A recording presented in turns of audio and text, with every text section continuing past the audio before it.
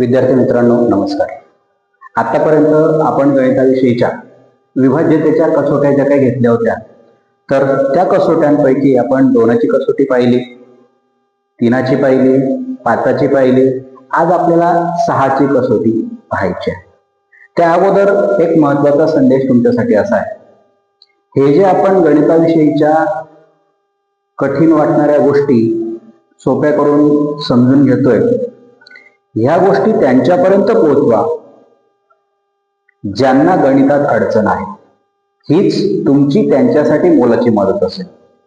ठीक आहे, चला आपण 6च्या कसोटीकडे वळूया.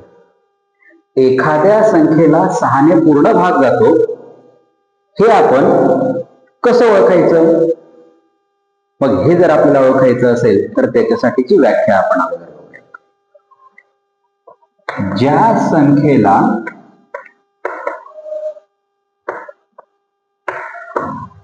2 व 3 यांनी पूर्ण भाग जात असेल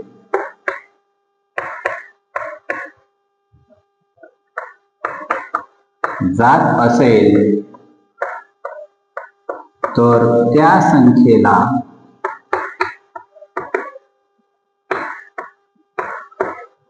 सहाने पूर्ण भाग जातो.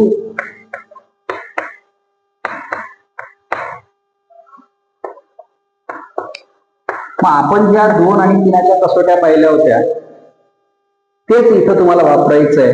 थोडक्यात काय, ती संख्या समसंख्या असली पाहिजे आणि त्या संख्येच्या अंकांना, त्या अंकाच्या बेरजेला 3ने पूर्ण भाग गेला पाहिजे.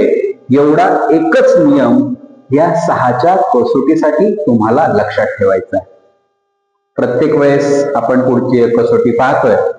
आज ही 6ची कसोटी आपण पाहिली आहे, मात्र याची उदाहरणं तुम्हाला स्वतःला शोधायची आहेत. धन्यवाद.